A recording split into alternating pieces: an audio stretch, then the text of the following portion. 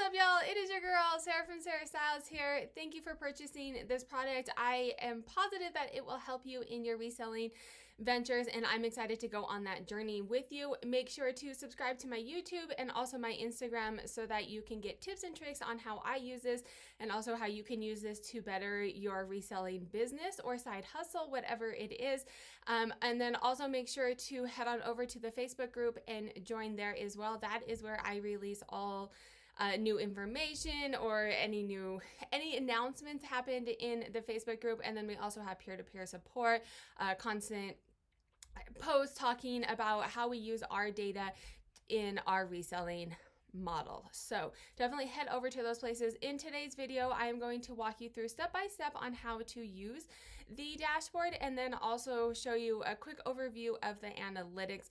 Make sure to follow me on YouTube because I am constantly showing you how I use my analytics and how to use this dashboard and then the other two dashboards that I sell in my reselling business. So let's get started. All right, so when you purchased the dashboard, you filled out a survey and then you got this email. On the email, there is an import file and a dashboard file, and then as well as this video. You're watching this video now, so good for that. And then you need to make a copy of the import file and make a copy of the dashboard. We're going to start with the import file.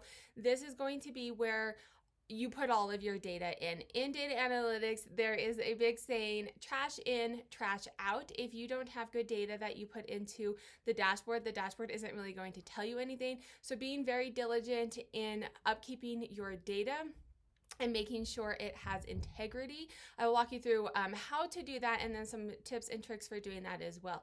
Because this is for all platforms, it is not a quick copy and paste like some of my other dashboards because it's from all different platforms. I will show you a couple tricks on how I compile the data and what I do. If you are keeping track of your own spreadsheet, I can show you quickly how you can put that in here. If you have questions, definitely reach out to me. When you open the import file, this is the first thing that you're going to see.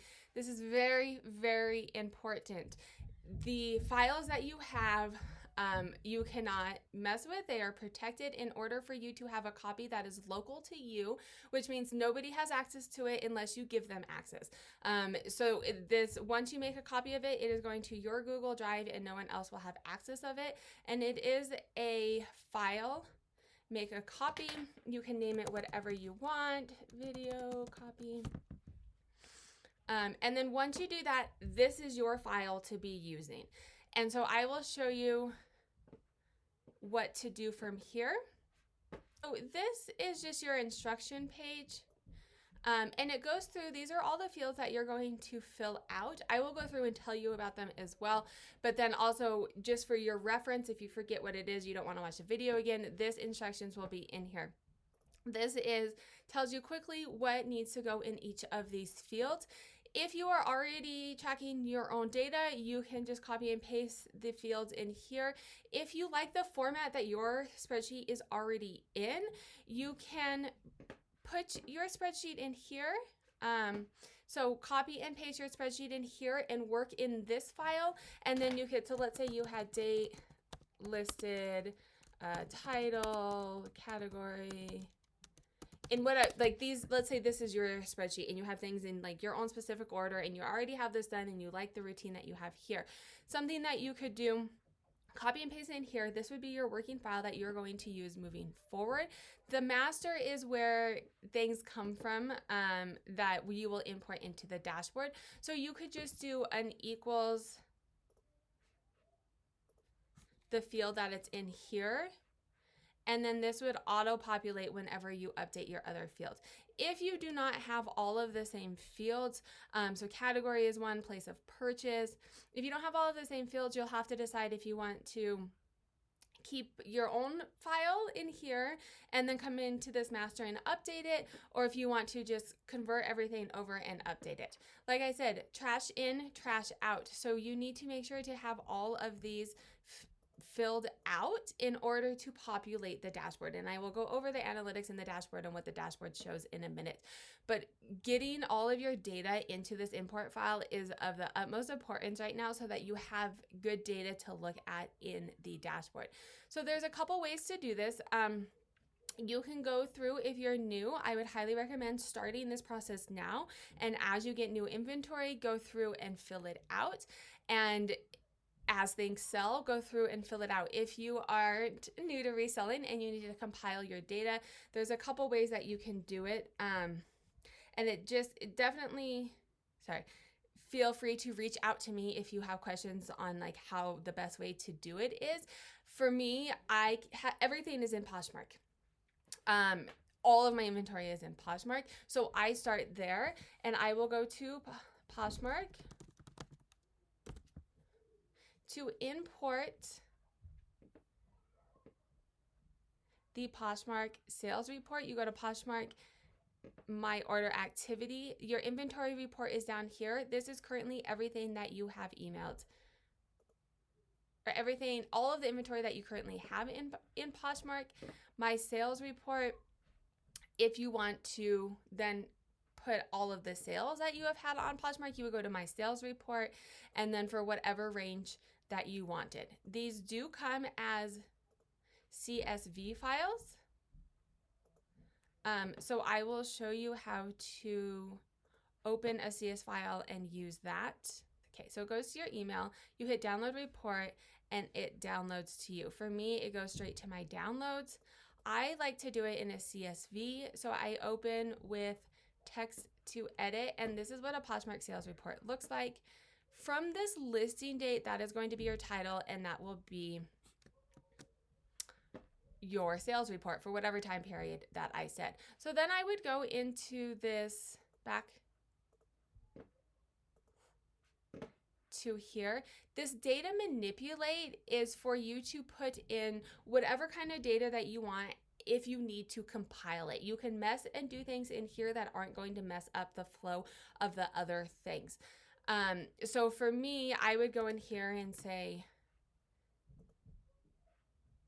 a split text to columns. And now these are all of the sales that I've had. And now I have this information and I can put it into my master file. So what you need to do, that's how you get a Poshmark's information. Let me show you how to do it on eBay as well. So if you go to sell, okay, so to get your sales out of eBay, I went over here to my sales, my seller hub, orders, all my orders. And then if you come up to here, download your report. This gives you all of your sales. I think it goes back, I'd have to check. I don't know how many days it goes back, but that would download your eBay sales for you. There are a couple different ways to get other types of reports on eBay. I am not the most proficient in eBay, so definitely there's tutorials out there as well.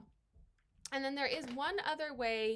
If you use List Perfectly, they also have a CSV file and you can keep all of your data in them as well. So if you come to if you come up to products, download CSV, click here to download all your listings. That would give you whatever data that you have in List Perfectly. This is something that you're going to have to know. You have to know your data. You have to know where it is. It is not a quick copy and paste like some of my other products because you're compiling data from everywhere else. I highly suggest that you get organized, and now that you have this product, come up with a product process to have all of your data in here, but it may take you a little bit of time to compile it. Do not go back further than more than 2 years from a data integrity purpose and from a dashboard purpose. More than 2 years is just going to bog down the dashboard and it's not going to give you any better analytics because the furthest back that the dashboard goes is looking at year over year. So having 2 years is sufficient enough for the purpose of the dashboard and also for the purpose of data analytics. Knowing what you did 10 years ago isn't necessarily relevant to choices that you're going to be making now. So let me go through these fields and tell you a little bit about them so that now that you know how to kind of pull some of the different data. Mercari, I know, does not have a CSV file, so you have to go in and just look in Mercari, as well as some of the other platforms. But you need to go through and fill out all of these fields. So let me walk you through what these fields are. Date listed, that is the date that it was listed on a platform. Date sold, that is the day that it was sold.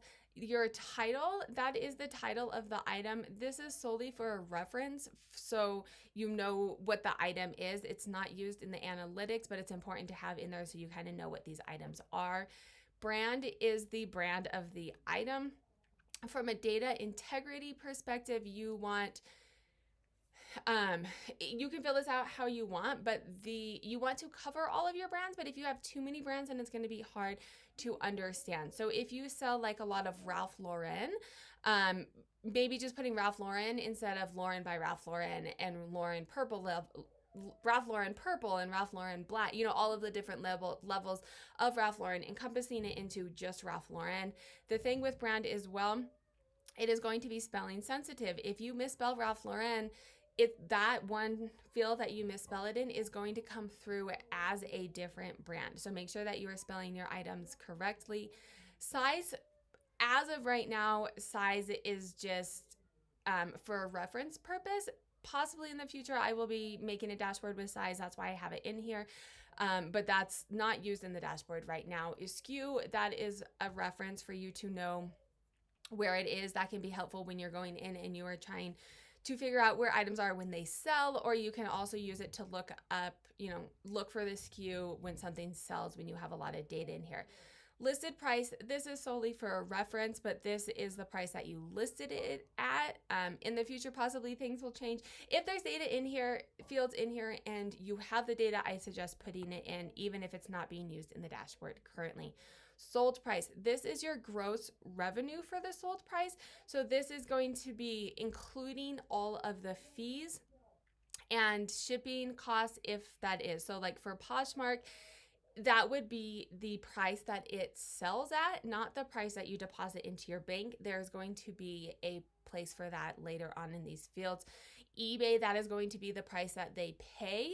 Do not take shipping and fees out of that yet. It is the highest level, what they are paying, including shipping on eBay, if the buyer is paying for shipping. Category, so these drop down. I have pre-filled out some of them so you can get an idea. These are a drop down. These come from the custom data field. So these you can update to whatever categories work for your business, your reselling model.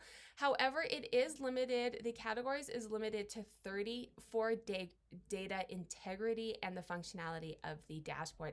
The more categories that you have, the harder it is to find trends and figure out what's going on. So be smart in what categories that you pick, that you figure out, and keep in mind that you can only categorize them in 30 different categories. Right now, I have filled out some of these for you, but if you say, hey, I don't ever sell tops, I really want to look at sneakers, you type sneakers in there and you come over to master, and now your sneakers is populated. That goes the same with the place of purchase. Where did you buy this? So that you can see where, and we'll go into the analytics in a minute, but you can see what sourcing spots are really working well for you so you can make the most money. But any of the drop downs come from the custom data. Place of purchase is limited to 20. So you can have 20 different places that you purchase. Again, make it's smart.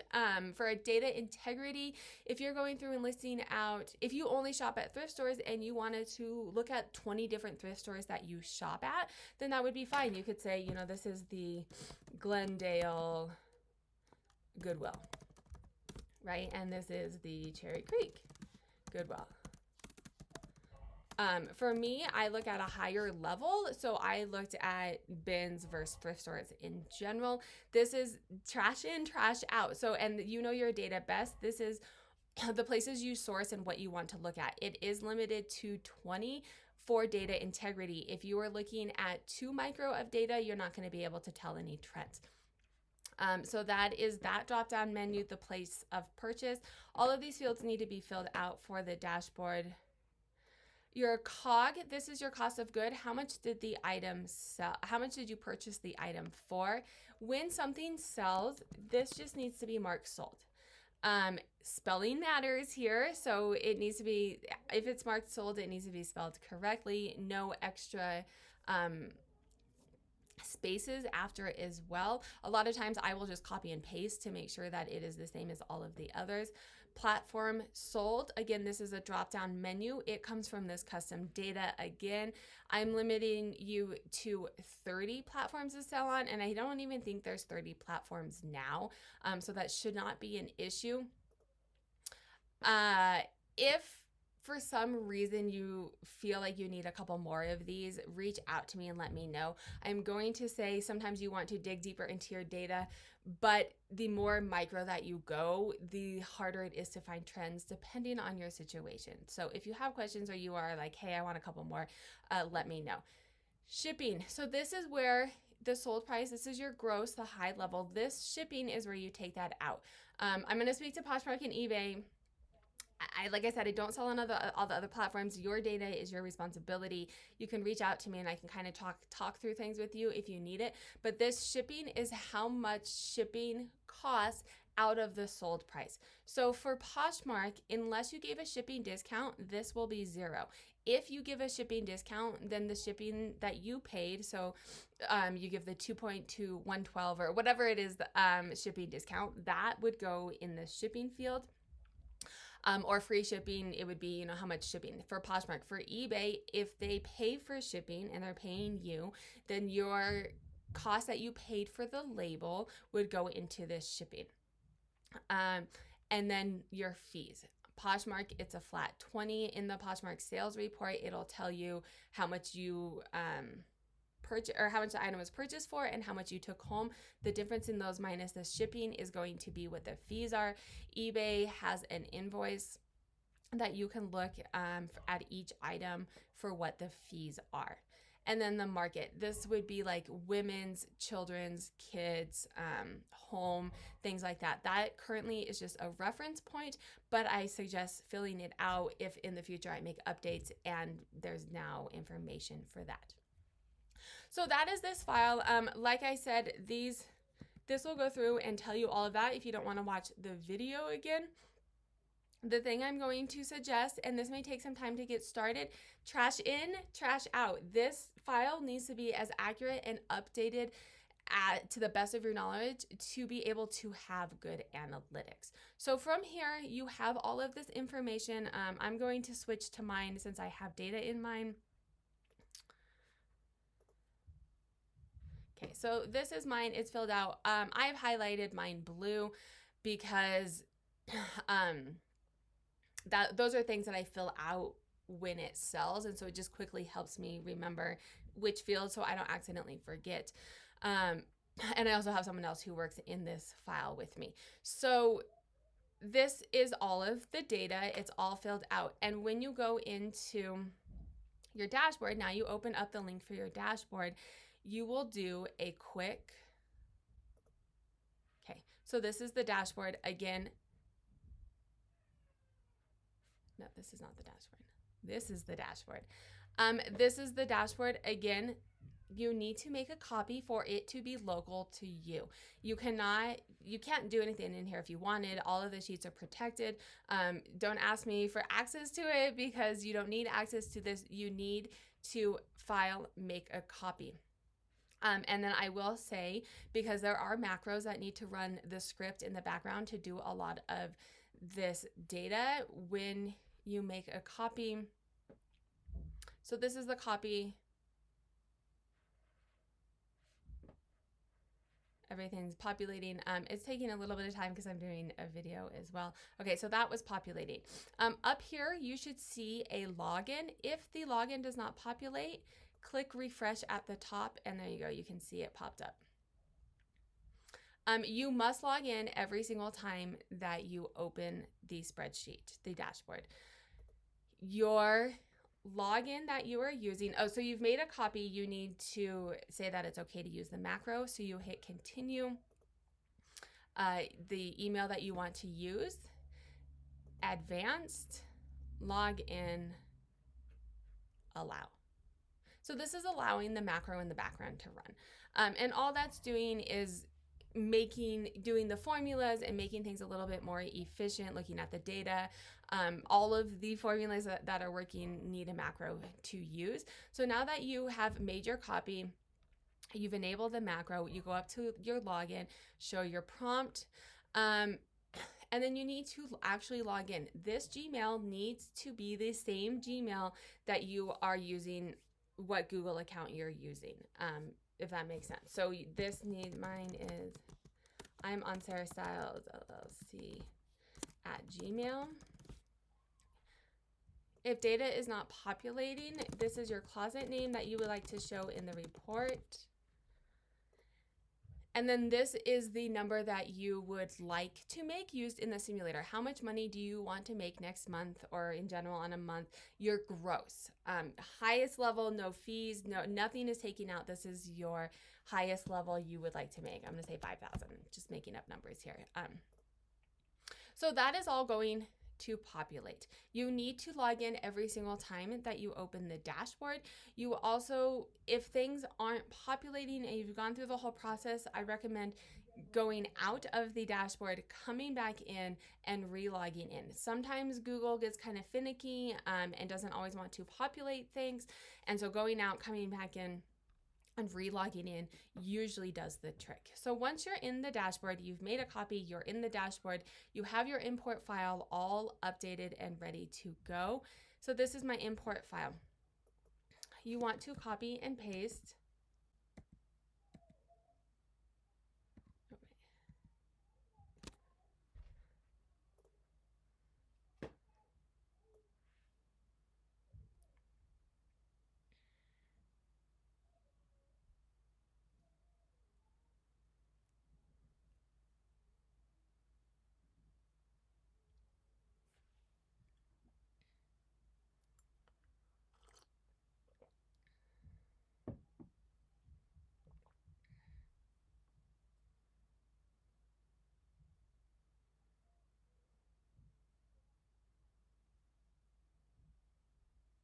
Almost there.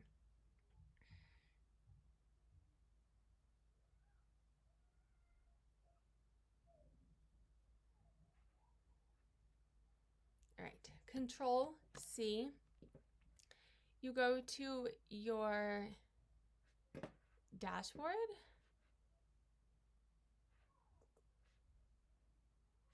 Sorry, I have a lot of tabs open. Trying to figure out which one I want. Oh, this is the copy. Okay, so you go to your dashboard, import file, Control V. It is crucial. How did it work? It is crucial to Control V. It is crucial in the import file. So there's the data. In the import file, it is crucial to not delete rows in here. If you would like to update this file, you can go through and highlight it and hit delete on your keyboard. Do not do delete row. If you delete row, it will break the dashboard. You have to delete the data, and that's fine. Usually what I will do is delete all the data and copy and paste my most updated data, because sometimes things change and I get a return, and so I don't keep track of that in here. I keep track of that in my import file, and then when I want to look at the dashboard, I update the new import file. So that's it. You copy and paste it in here. If you have in your import file, if you are linking to other sheets, you need to make sure when you copy in here, paste as values, because that's not going to bring in the formulas, it's going to bring in the actual data. So now all your data is in here. Now you can look at the analytics, which is the fun part. You can go to your summary. Up here, this is going to populate whatever name that you put in your closet or your business name over here, these are the links to the different charts. You can click on these to take you there. You can scroll down or click on the different tabs. I prefer to scroll down and click on different tabs, but you can click on the links as well if you want to look at these different types of graphs and charts. Year-to-date summary. This is going to be from this date is the today's date. So that will auto-populate depending on what day that you have. If you would like to save some of these, I would recommend, like, you want a monthly one and you would like to save it to be able to look at it. If you go in here, download, and then you can download as a PDF and save it off to a different file. Year-to-date summary. So this is the beginning of the year to now it's April 25th. Your gross revenue, how much you've made, how many items you've sold, your average sale price, how many active listings you have. So how many items you have that have not sold. I mean, your active listings, your year-to-date sell-through rate. So how many items you've sold out of how many you've purchased for the entire year. This down here, your performance is a rolling 28-day comparison. So the past 28 days compared to the previous 28 days. This is important to have all of your data populated. If you go in there and you have not populated your most current data, this isn't going to be accurate. If you haven't put any data in for a month, then you've had zero sales. From the perspective of the dashboard, you've had zero sales compared to what you had before. So for this to work, you need to have all of your data populated in here. It'll tell you your gross revenue, if you're up or down by how much, how many items you've sold. I don't know what data is in here. I think this is just a hodgepodge of stuff that I was testing. So this is just for the perspective of the video. But if you're looking at this, hey, I'm not doing as good this past current period, 28 days, as I was doing previously, it can help you figure out what to do. Gross revenue, how many items you're selling, my average sale price would be down. I'm listing more items. And so typically speaking for reselling, there's kind of a lag. You list items and they usually take, a month or two to sell. So listing more items, I'm going to come back in a month maybe and see if, okay, that is upticking some of these. My sell-through rate is down. This is a rolling 13-month calendar chart. The black is your gross revenue. All of the numbers in here are, except for the last chart, are gross revenue numbers. They do not take out your COGS. They do not take out other expenses that you might have. This is not an accounting tool. This is a sales and revenue trends to help you see what is working in your business and work on it. If you need something for accounting, I recommend talking to a CPA, maybe looking into QuickBooks, or Quickens, they're Big Daddy. There's a lot of accounting tools out there. This is not that. This is just for you to see how you are doing in your business and ways that you could improve and source your inventory. So this is a 13-month rolling data. It'll go back 13 months, so you can look at month over month. How was I doing last April compared to this April? The black is your gross revenue. The bars are your number of items sold. So you can kind of get an idea of how you're doing. Monthly summary. I like all of these, but this one I think is cool because you can come in here and see, you can look at past months and say, okay, what was I doing? February. How was I doing in February? This is how much I made. This gauge is your gauge, percent of your goal that you entered in when you logged in. How much did you want to make? I said like $5,000, I think. So in February, I was 60% to my goal. This is how many items I sold that month, what my average sale price was. Down here, it breaks up your average sale price. This is what my average COGS were for those items that sold. So this is what my profit was for this month, for February, for those items that sold. It gives you the breakout of how much profit you are actually making, taking the average COGS out. This is not, like I said, not an accounting tool, so it doesn't take out other expenses and other things that you spent that month. Just kind of gives you an idea of how much money you're actually making compared to how much you were spending on those items. And then this tells you how many in February, how much you were listed versus how much you sold, and gives you your sell-through rate. And then you can come in if you are looking at the current month. So right now it is April 2020. This is only going to be through, today is the 25th. This is only going to be through the 25th, so it's not a complete month because a month is not complete, but you can come in here and say, okay, how am I doing? Am I almost to my goal? What do I need to do? If you have a listing goal, you try and list so many items a month, you can come in and say, okay, I've listed 100 items this month. I really wanted to get to 150. Let me bang out those last 49. Okay, what's my sell-through rate doing? So you can come in here and kind of change the time periods to look at monthly how you're doing, compare previous months, look at months that you did really well and see what you were doing those months. The simulator, love this chart too. This is amazing because this will tell you exactly what you need to do to get to that goal number that you want to make. That number that you entered in, $6,000, I think I must have entered. This will tell you, this will tell you exactly what you need to do to make that $6,000 based off of your historical trends. So based off of how you were doing for this last 6 months, if you are going to, it gives you a chart so you can kind of like pick and choose what you want to do. You need to sell 78 items at $76, an average sale price. And with your current sell-through rate, you need to have 1,932 active listings to make that work. And if you're like, hey, I'm a lower average sale price seller, I don't think I can find items for $76. I'm going to shoot more down here. Okay, cool. You need to have average sale prices around $37 and sell 161 items based off of your sell-through rate, your current sell-through rate. To sell 161 items, you need to have 3,986 active listings based off of your sell-through rate. And so this kind of gives you something to aim for. You have your monetary goal that you want to get to. Now you have things, okay, I'm going to shoot for maybe somewhere in the middle. I'm going to shoot for an average sale price of $50. So when I'm outsourcing, I'm only buying things that are going to sell for $50. Keep in mind, these are gross revenue. So this is not taking out your expenses. Keep that in mind when you enter in that number. But this tells you, okay, shoot for that and find ways to sell more items. What do you need to do? And maybe some of that is looking at your listing totals, or you're increasing your sell-through rates, or whatever it is.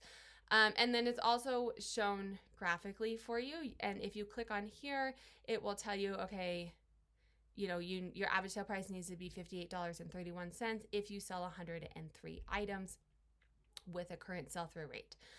So that is that. You can come over to the inventory tab, or like I said, to see all of these different charts, you can click on these links. I am fine scrolling, but you can click on the links if you like. This is just, again, your year-to-date summary on the inventory side, so you can keep an idea of how you're doing year-to-date, what your average COGS are, how many active listings you have. Some of this is repetitive, just so that you can see it on this tab as well. So now this is where I actually like this view in like 75%. So now you can go through and look at how your inventory is performing, so you can figure out what is working for you. This is your categories. You can switch this again to different time periods. You have your current 28 days, so that's a rolling 28 days from now, or you can look at the month. Like today's not a complete month, so it's not the full month of data. So let's look at, I don't know, I'm just picking. But this will auto-populate when you pick a new drop-down menu. So I am now looking at February, the month of, it says 2/1 because it has weird formatting, but this is the entire month of February 2019. Your top 20 categories that sold in February of 2019. And this chart has a lot of information in it. Let me walk you through. These are your top 20 categories that sold during that time period. Both of these charts, your top 20 categories by your gross revenue, the total amount that you sold in the month, your top 20 of those. This over here, this bubble chart, your sell-through rate is over here. Your average sale price is down here. Your best performing categories are going to be up here. It means that your you have the highest sell-through rate and the highest average sale price. These are quote unquote your below categories, what you are doing the best at for this time period. The bigger the bubble, the more inventory you have on hand. So jackets and coats, I have 56 during this time period. I had 56 jackets and coats. So the more inventory you have available, the bigger that bubble is, the higher up here in the right corner, the better performing that you're doing. Down here, none of these sold. So you can click you need to click on the chart to hover over it, and it will tell you. So bags is my sell-through rate is 36%. This is my category is bags. Average sale price for that is $42. I had 33 total bags on hand that hadn't sold. So I mean, for me, that's a fairly good one. It's not all the way up here, but it's a high average sale price. It's a high sell-through rate. So bags is something I'm going to focus on. Of my top categories, jewelry is down here, lower ASP, lower sell-through rate. Okay, and then you can come over here and kind of get an idea of days on hand. Of these top 20 categories, which are selling quick. And this will help you. There's a lot of different strategies out there and different types of sellers out there. If you are a quick flip kind of seller, you want to focus on your categories that are selling quickly. Typically speaking, higher average sale price sellers, higher priced items sit a little bit longer, which is fine if that's the type of selling that you're doing. So you have to figure out what strategy you want and what you want to look at, but now you have the data to do it. So this is your average days on hand for your top 20 categories for the time period selected. So if you were to select a different time period, that would auto-populate. This time period is going to be the same down here for brands as well. So whatever you select above populates down here as well. This is for your brands. The charts are the same, but now it's for brands. Your sell-through rate is here. Your average sale price is here. You click on the chart and hover over it, and it will tell you, okay, Coach is a brand. If you know me, you know I like Coach. Sell-through rate is 45%. Average sale price, is $56. I had 11 on hand during this month. The bigger the bubble, the more inventory I have on hand. So Columbia, I had 20 on hand. These all were 100 sell-through rate, but they're small bubbles, which means that I probably did not have a lot of them. So when I only have one UGG on hand and it sells, that's going to give me 100% sell-through rate, which is good, but it doesn't always mean, sample of one, it does not always mean that is the best, but something to keep an eye out on. 100% sell-through rate for Jessica Simpson, but the average sale price is lower. So is that something that I want to pick up? Am I okay with the lower average sale price? All of that. Same over here, average days on hand. This is, again, these are your top 20 brands for the time period selected. Average day on hand for Coach is 6 days. Thank you very much. I continue to pick those up. Columbia is 29 days. That's still low. So they tell you all of your average days on hand. So you can get an idea, you may have you want things up in this area, and say, okay, Adriana Papel is up there. However, it sits for 31 days. Am I okay with that, right? Your platforms, how the different platforms are performing for you. And this is where you want to make sure, here we go. Okay. So how are your platforms performing for you? I have the time period. This is the same time period as selected above when it's for the current time period. So your all-time performing platforms, this is of all the data that you have in there, how are they performing for you? Poshmark has provided for this data sample, it has provided the most revenue for this time period. It is how much total money that I'm making, it is the best. I've also sold the most items on Poshmark. However, eBay is my highest average sale price. For me specifically, Poshmark is up there because I've sold on Poshmark longer. I've only been on eBay for like 6 months, but my average sale price on eBay is higher. So that's something that's telling me, hey, eBay is performing really well. And then I can come down here and look and consider, let me do this. Let me pick a time. That's 2019. I wasn't selling on eBay during that time. Let me pick a month that I have eBay sales so I can show you. Okay. So here we go. Now these are eBay sales. This won't change because that's your all-time top performing. But for these, you can look at your different platforms, how they're performing for you for the current time period. This is your current year, the total revenue that you, and we're talking gross revenue, high level, no fees, expenses taken out, gross revenue that you have made your current year to your previous year. Like I said, I have only been on eBay for like 6 months, so I don't have a previous year for eBay. Last year during this time period, I made more on Poshmark than I did this year. Oh no, wait, this is current year. Current year, I made more this year than I did last year in February. So that's good. And eBay, obviously I made more because I wasn't on eBay last year. Excuse me. Platform average sale price. So this tells you your average sale price year over year. Poshmark average sale price. I worked really hard. My average sale price has been increasing. eBay again, excuse me, I don't have a previous year because I didn't sell on eBay. But if you do have a previous year, you will. And I mostly only sell on Poshmark and eBay. If you have other platforms, those will populate in here as well. Your platform average sale price for the current year. So this is kind of telling you, breaking up this average sale price that you have up here. That's your all-time top performing average sale price, but breaking up your current year, looking at your average sale price this year by platform. And you can say, okay, here is eBay is by far doing better. My profit for eBay, this is my profit, this is your cost of goods. Because if you are making, your average sale price is $30, but you're spending $25 on items, how much are you actually making, right? So this darker blue is your cost of goods, your average cost of goods for things that sold, and then your average profit out of those. So you can compare the two. You know, eBay, my average sale price is higher on eBay. This is the time period that you have selected above. Sourcing. Your sourcing spots, how are they doing for you? What places work well for you? And again, this goes back to data in, data out. If you are doing a really micro level and you only have shopped at one place one time, it's not going to provide you good analytics. You need to have a lot of data to be able to do it. So I break it up based off of thrift store bins. You can see here the spelling error. I need to go back and fix that, but you can see here the spelling error. I typed in bins capital and bins lowercase, and so it's bringing in as two separate things with the same data.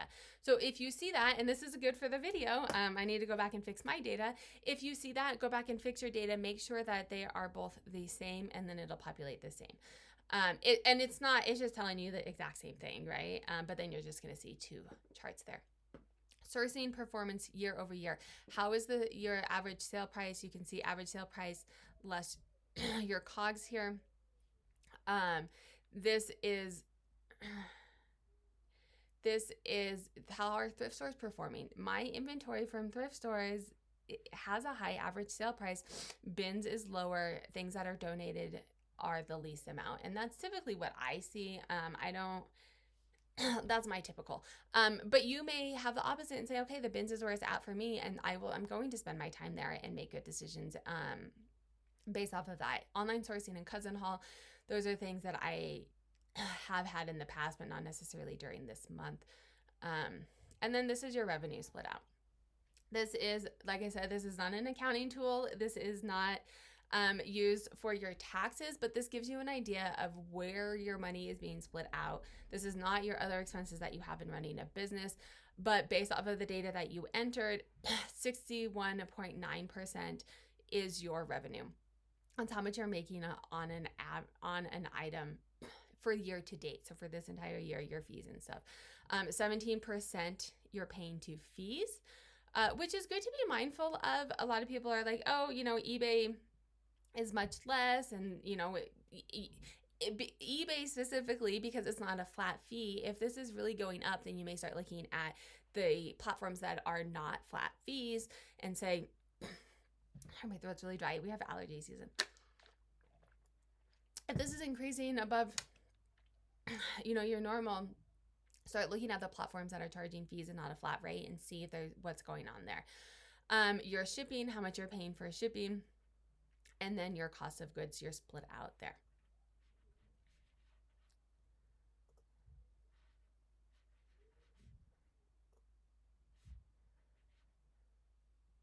All right, so that is all the analytics and data.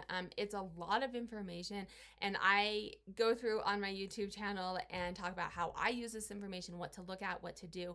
You can also go over to the Facebook user group and talk with other people that are using this or using some of my other dashboards as well, people that are using their data to make decisions to improve their business and essentially make more money, right? If you're going to be spending your time sourcing, look at the chart, what sourcing spots are better for you, and all of that. So I hope that was helpful. The one thing I want to leave you with, I'm going to leave you with a couple things. One, trash in, trash out is absolutely very important. If you do not have good data to put into the analytical dashboard, your analytics aren't going to be good. It needs to be up to date, and all of the fields need to be filled out. It is a little time consuming, especially in the beginning, to get everything in there. But if you just keep up on it and make it part of your habit, I am positive that having these analytics will help improve your reselling. Something that I do, and you can ask in the group what people do, is when something sells, as I'm shipping, I have my computer right there and I update the field. As I list something, it gets put in there. The other thing is this is copyrighted. So this is my product. It is meant for your own personal use. Absolutely. Of course, it is not meant for other people than who purchased it. It is also not meant for it's meant for personal use. It's not meant for you to use as a business strategy to do other things with besides personally for your business. The other thing is, if you break it, you buy a new one. So definitely follow through with all of these instructions step by step. If you have questions, ask me. Definitely when you are in the dashboard, delete data. Do not delete the row. And the data import tab in the dashboard is the only tab that you should be editing. Everything else will auto-populate and you just view it. So thank you so much for purchasing this. I'm excited that you have made this investment in your business and that I can help you on this journey. I am here to help support Facebook, YouTube, Instagram. If there's videos that you'd like to see, definitely reach out and let me know. Head on over to the Facebook group, learn stuff over there, ask questions in there as well. So have a good day.